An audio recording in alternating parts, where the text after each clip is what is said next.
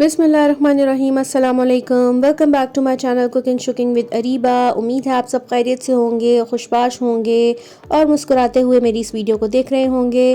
तो ये गोल मटोल से मज़ेदार से भल्लों की आपके लिए रेसिपी लेकर आई हूँ। बहुत ही आसान सी है, झटपट तैयार हो जाएंगे और बनाकर आराम से इनको फ्रिज में स्टोर कर सकते हैं और अपने रमज़ान की अफ्तारियों में आप इन भल्लों से दही भल्ले बनाकर अपनी टेबल को सजा सकते हैं। ये बहुत ही मज़ेदार और बहुत ही जो हैं सॉफ्ट बनते हैं और बहुत ही टेस्टी बनते हैं। तो इसकी कंप्लीट रेसिपी देखने के लिए वीडियो को आखिर तक ज़रूर देखिएगा।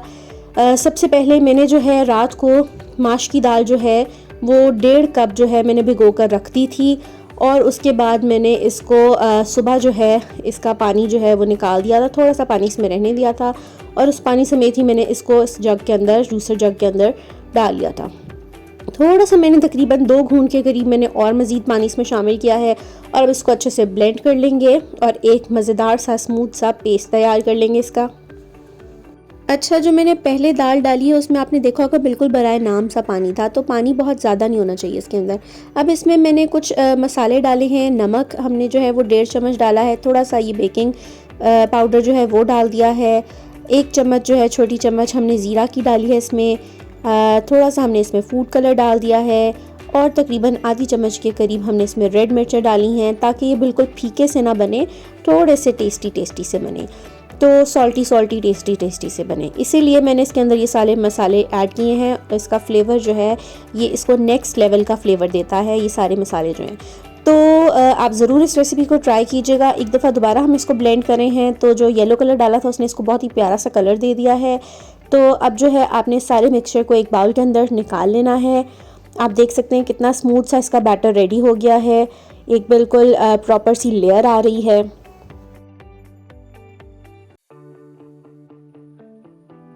अब आपने तकरीबन इसमें 2 चम्मच के करीब जो है वो बेसन भी शामिल कर देना है।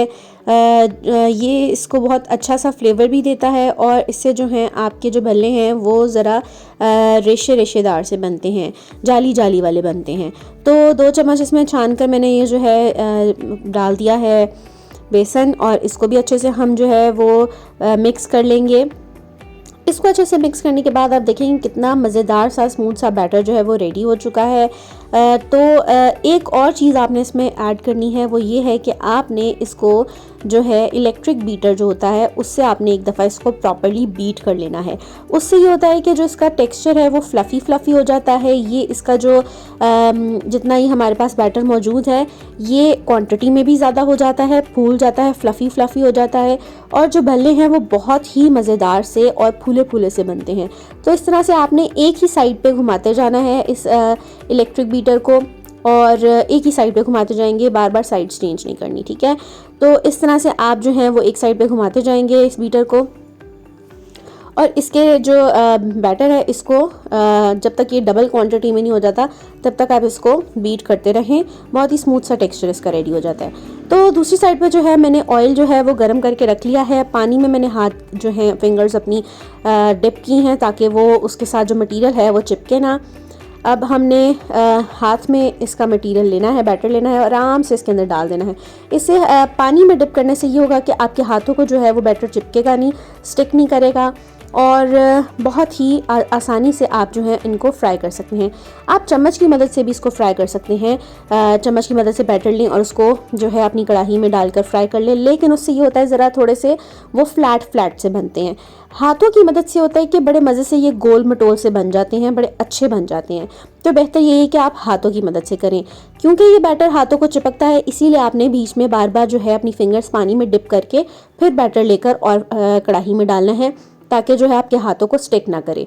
तो ये देखिए बिल्कुल लो मीडियम फ्लेम पर जो है हमने इनको फ्राई करना है। ना तो जो फ्लेम है बहुत लो हो, अगर बहुत लो होगी तो ऑयल जो है वो इसके अंदर सारा जज्ब हो जाएगा और ये ऑयली ऑयली से हो जाएंगे, और बहुत हाई भी ना हो कि एकदम से ऊपर से ये ब्राउन हो जाए और अंदर से ये कच्चा कच्चा रह जाए, इसके अंदर गुठलियाँ रह जाएं। तो इसको नॉर्मल सी फ्लेम पर जो है वो हमने इसको फ्राई करना है और साइड्स चेंज करते रहना है। तो ये देखें जी हमारे मज़ेदार से जो हैं भल्ले वो रेडी हो गए हैं। तो आइए इनको ज़रा निकालते हैं डिश में। उसके बाद जो है इसका नेक्स्ट जो है मेथड वो मैं आपको बताऊंगी। अच्छा, यहाँ पर मैं एक चीज़ दिखाना भूल गई, वो ये था कि जब इसका भल्लों का जो मिक्सचर है मैंने रेडी किया था, तो इसको आप एक छोटी सी प्याली में पानी लेकर उसमें थोड़ा सा मिक्सचर डालकर चेक कर सकते हैं। जैसे ही वो मिक्सचर ऊपर को आएगा, इसका मतलब है कि आपका जो बैटर है वो रेडी है। और अगर वो मिक्सचर ऊपर ना आए तो आप जो है इसको दोबारा से एक दफ़ा बीट कर सकते हैं।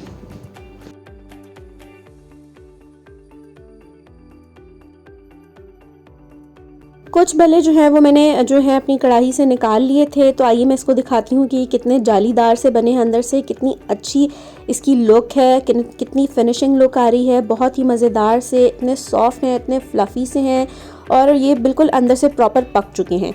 तो ये बहुत ही मज़ेदार से बनते हैं, आप ज़रूर इनको ट्राई कीजिएगा। मज़ीद मैंने जो है वो भल्ले बनाए हैं और उसके बाद जो है इसको रूम टेम्परेचर पर मैंने ठंडा होने दिया है। जब ये रूम टेम्परेचर पर, नॉर्मल टेम्परेचर इनका हो गया है, ये गर्म नहीं रहे हैं, नॉर्मल टेम्परेचर हो गया, फिर मैंने इनको जो है ये ज़िप लॉक बैग के अंदर डालकर फ्रिज में रख दिया था, स्टोर कर दिया था। याद रहे कि गरम गरम जो भल्ले हैं वो आपने पैक नहीं करने हैं air tight zip lock bag में, थोड़ा सा इनको रूम टेम्परेचर पर आने देना है, उसके बाद ही आपने इनको ज़िप लॉक बैग में पैक करना है। तो इस तरह से मैंने इनको पैक करके रख दिया था फ्रिज में। और नेक्स्ट डे मैंने इसके जो हैं वो दही भल्ले बनाए थे, क्योंकि मेरे पास टाइम नहीं था उस दिन, जिस दिन मैंने ये भल्ले बनाया, मैंने कहीं जाना था। तो फिर नेक्स्ट डे जो है वो मैंने इनको फ्रिज से निकाला और इस तरह से मैंने एक बाउल में डाला, नॉर्मल सा मैंने पानी लिया और उसके अंदर मैंने इसको जो है वो भल्लों को सोक कर दिया था। अच्छा, याद रहे कि जो है आपने अगर फ्रेश जो हैं वो अगर आपने जो है सोक करने हैं, तो तब भी आपने उसको पहले रूम टेम्परेचर पर जो है उसको आने देना है भल्लों को, उसके बाद आपने पानी में इनको डिप करना है, वरना जो है ये अजीब से हो जाते हैं। तो इसीलिए इनको पहले रूम टेम्परेचर पर आना बहुत ज़रूरी है। तो रूम टेम्परेचर पे आने के बाद ही आपने इसको डिप करना है। अब इनको मैंने तकरीबन 20 से 25 मिनट डिप किया था और ये बहुत ही फ्लफ़ी से, देखें, सॉफ्ट से हो गए हैं और ये बाउंस बैक करे। जितना इसको प्रेस करके इसका पानी निकालेंगे, वापस अपनी पोजीशन पर आ जाएगा, बाउंस बैक करेगा। तो कितने सॉफ्ट से ये जो भल्ले हैं वो तैयार हुए थे। ये देखें, बिल्कुल सॉफ्ट हैं, प्रेस करूँगी पानी निकल जाएगा, वापस अपनी जगह पर, पोजीशन पर आ जाएंगे। इतने फ्लफ़ी से ये बने हैं। तो इसी तरह जो है आपने इनका पानी निकाल देना है। अब आपने प्रेस करके हल्के हाथ से, और उसके बाद आपने जो है इनको अलग से एक प्लेट में निकाल लेना है। क्योंकि मैंने दही भल्ले तैयार करने थे और हमारे घर में तो दही भल्लों का बहुत ज़्यादा इस्तेमाल होता है और बहुत ही ज़्यादा पसंद किए जाते हैं। दही मैंने लिया था, उसके अंदर मैंने नमक 1 चम्मच डाला, 2 चम्मच जो है वो मैंने चीनी के शामिल किए थे और तकरीबन 1 छोटी चम्मच जो है वो मैंने दड़ा मिर्च की शामिल की थी। और मैंने उसके बाद इसको अच्छे से मिक्स कर लिया था ताकि इसके ये अच्छे से फेंट आ जाए। तो इसको अच्छे से मिक्स करने के बाद मैंने इसको साइड पर रख दिया था और उसके बाद मैंने जो है वो चीज़ों की लेयरिंग करना स्टार्ट की थी। तो जैसे मैंने आपको बताया कि हमारे घर में दही भल्ले बहुत पसंद किए जाते हैं और हम हमेशा ही इसी तरह बनाते हैं। तो ये जो भलियाँ हैं ये भी मैंने इनको सोक करके रखा हुआ था, इनको मैंने निकाला है और मैंने इसमें डाला है। उसके बाद ये आलू बॉईल किए हुए थे, इनको मैंने कट करके इसमें शामिल कर दिया है। उसके बाद एक इसको अच्छा सा मिक्स कर लेंगे, क्योंकि इसके बाद ऊपर लेयरिंग होगी, तो ये प्रॉपरली नीचे जो आलू और जो भलियाँ हैं वो प्रॉपरली मिक्स हो जानी चाहिए।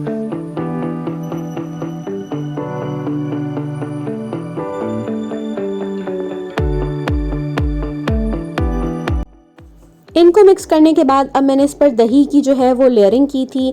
थोड़ा सा दही इसके ऊपर इस तरह से डाल दिया था कि सारे एरियाज़ जो हैं वो कवर हो जाएं।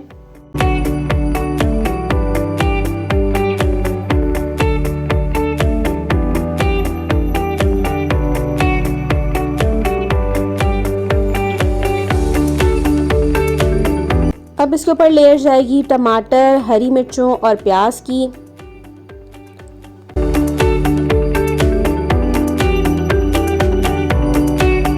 तो व्यूअर्स, आपको याद होगा कि मैंने इमली की चटनी बनाना भी सिखाई थी अपने चैनल पर, और ये वही इमली की चटनी है जो मैं इसमें अपने दही भल्लों में इस्तेमाल कर रही हूँ। आप ज़रूर इस चटनी को भी ट्राई कीजिएगा। और ये ग्रीन जो है चटनी, ये भी मैंने इसकी रेसिपी जो है अपने चैनल पर लगाई हुई है, आप इसको भी ज़रूर ट्राई कीजिएगा।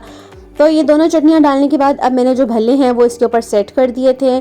जो हमारा जो मेन पार्ट है इस वीडियो का, जिसके ऊपर हम प्रॉपर अपनी वीडियो बना रहे हैं, जिसकी रेसिपी है प्रॉपर, तो वो दही भल्ले जो हैं वो मंजर आम पर आ गए हैं। तो अब इसके ऊपर दोबारा से हम दही की लेयरिंग करेंगे और सारे जो है भल्ले हैं उनको प्रॉपरली दही में कवर कर देंगे। तो जनाब भल्लों की एंट्री हो गई है और यहाँ पर प्याज भी जो है वो छलांगे मारता हुआ आ गया है भल्लों के ऊपर। टमाटर कह रहे हैं हम क्यों पीछे रहें, हरी मिर्चें भी क्यों पीछे रहें, ये सब चीज़ें इसमें शामिल कर देंगे, इसके ऊपर लेयरिंग कर देंगे इसकी बहुत अच्छी सी। और उसके बाद थोड़ा सा इसके ऊपर जो है हम दोबारा से ग्रीन चटनी जो है वो डालेंगे। उसके बाद दोबारा हम इसके ऊपर जो है इमली और आलू बुखारे वाली चटनी को डालेंगे। ये बहुत ही मज़ेदार चटनी है, आप ज़रूर इस रेसिपी को ट्राई कीजिएगा। उसके बाद थोड़ा सा हम इसके ऊपर जो है वो धनिया स्प्रिंकल करेंगे और उसके बाद थोड़ा सा ऊपर चाट मसाला भी स्प्रिंकल कर देंगे। और ये चाट मसाला जो है ये मेरा होममेड चाट मसाला है, इसकी वीडियो भी मेरे चैनल पर मौजूद है, आप ज़रूर देखिएगा और वो भी ट्राई कीजिएगा। तो ये रमज़ान के लिए बहुत ही बेसिक सी रेसिपीज़ हैं जो आपके पूरे रमज़ान में आपके लिए डेली यूज़ में आती रहती हैं। तो आइए इन भल्लों को टेस्ट करते हैं और देखते हैं कि इनका टेस्ट कैसा है।